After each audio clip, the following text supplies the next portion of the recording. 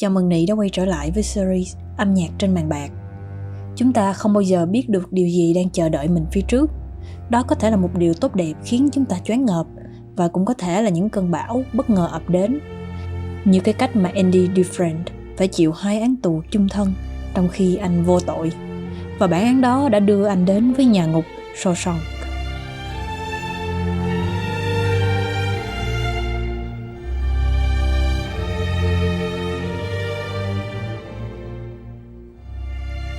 Dựa trên truyện ngắn của Stephen King, bộ phim của đạo diễn Frank Darabont là câu chuyện về Andy Dufresne, một nhân viên tài chính bị kết án oan. Bị giam cầm trong nhà tù khắc nghiệt Shawshank, Andy buộc phải nhanh chóng thích nghi với mọi thứ. Anh tạo dựng các mối quan hệ, kết bạn với Red, một người bạn tù giàu kinh nghiệm, và một số tù nhân khác. Mặc dù năm này qua năm khác sống trong sự tuyệt vọng và buồn chát, nhưng Andy vẫn luôn giữ vững giấc mơ tự do của mình. Âm nhạc của bộ phim cũng có tông màu trầm như đời sống tưởng chừng như buồn tẻ trong trại giam. Nhưng khi nghe kỹ lại thì mình sẽ thấy rất nhiều lớp nghĩa được ẩn chứa sau đó. Điều thú vị trong nhạc phim của Shawshank Redemption là sự phát triển từ u ám đến tươi sáng. Bắt đầu với bối cảnh tối tăm và một bản nhạc jazz xa xăm.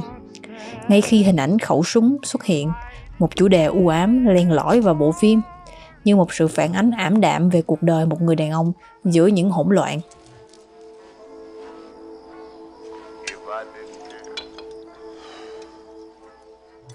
Sau đó là chủ đề buồn bã cho nhà tù Shawshank, với những âm bass nặng nề để nhấn mạnh sự đơn điệu của đời sống trong tù, cộng thêm góc quay và tông màu trung tính xuyên suốt bộ phim, một bầu không khí bi quan dường như đang bao trùm tất cả.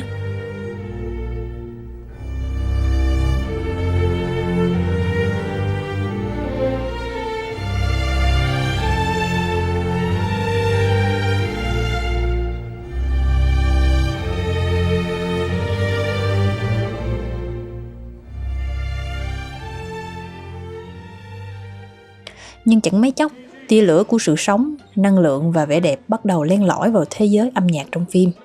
Ví dụ như phân cảnh sau với một giai điệu có phần hài hước nhằm thể hiện nỗ lực của Andy và Red trong việc mang đến một vài sự tiện lợi cho cuộc sống.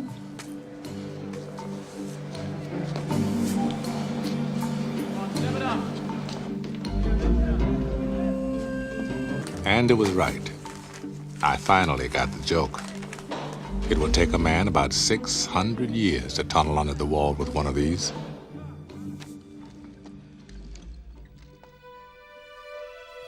Đa số các loạt phim về tử tù, ta luôn nhìn thấy những dáng vẻ suy sụp, những tâm hồn rã rời. Thế nhưng ở đây, Andy vẫn luôn giữ một tâm thế bình tĩnh đến lạ kỳ. Dựa vào sự thông minh và những kiến thức về tài chính, Andy đã giúp những tên cai ngục giải quyết những vấn đề về thuế và trở thành cánh tay phải đắc lực của tên quản lý trại giam trong việc rửa tiền. Đối với các bạn tù, Andy đối xử với họ bằng sự thiện chí. Anh kiên trì viết mỗi tuần một lá thư trong suốt 6 năm để xin tài trợ nâng cấp thư viện cho các tù nhân. Anh dạy học cho một tù nhân trẻ tuổi mù chữ, giúp cậu nhận bằng tốt nghiệp. Hoặc trong cảnh này, anh mạo hiểm tính mạng để đổi lấy vài chai bia cho những người bạn tù. Giai điệu lúc này mang một chủ đề hy vọng tuyệt đẹp, xuất hiện khi các tù nhân uống bia như những người tự do sau khi phủ hắc ính lên mái nhà.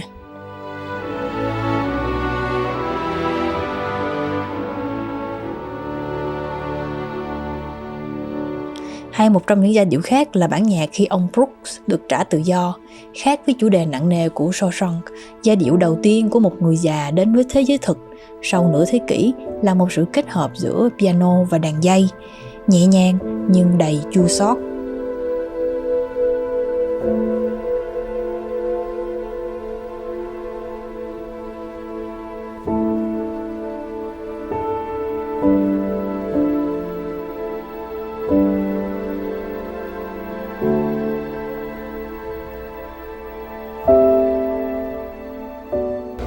I have to remind myself that some birds aren't meant to be caged.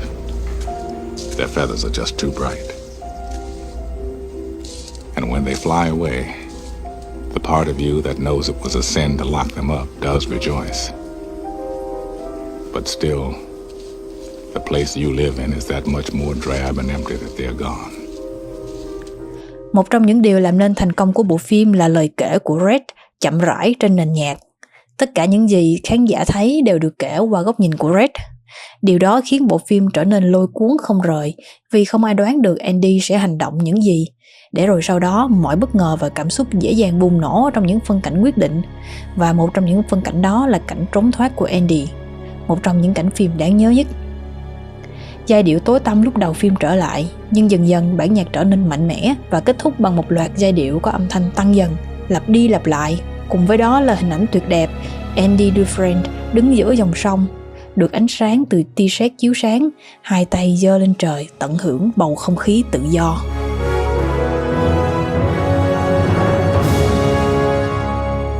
Một khoảnh khắc tuyệt vời khác là khi Andy quyết định phát bản opera Đám cưới Figaro của Mozart cho các bạn tù. Một bản aria từ thế kỷ thứ 18 nay xuất hiện tại một nhà tù vào những năm 50. Hành trình vượt thời gian của âm nhạc đã tạo thành một bong bóng vô hình, tạm thời đóng băng thực tế xấu xí của thế giới mà tù nhân đang bị giam cầm. Và Red đã diễn tả về cảm giác đó một cách hoàn hảo.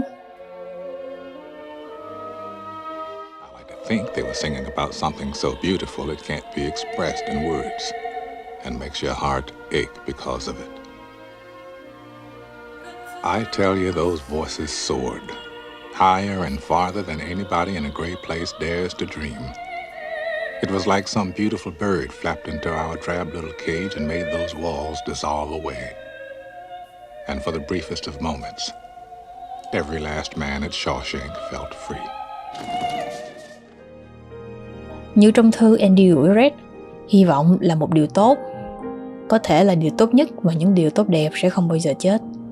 Sự gan dạ, kiên trì và từng đường đi nước bước của Andy đều được sinh ra từ niềm hy vọng bất diệt. Thân xác của anh có thể bị giam cầm, nhưng niềm hy vọng thì không. Anh không chỉ nuôi dưỡng niềm hy vọng của mình, mà còn khơi gợi điều đó bên trong những bạn tù. Nhạc phim từ những giai điệu u ám lúc ban đầu, sau cùng dần phát triển thành một giai điệu mới đầy hy vọng. Cuối cùng, Red cũng đã tìm thấy niềm hy vọng của mình bên dưới những tảng đá được Andy gửi gắm. Và ông đã lặp đi lặp lại từ hy vọng nhiều lần trong một niềm hạnh phúc dâng trào. I hope I can make it across the border. I hope to see my friend and shake his hand.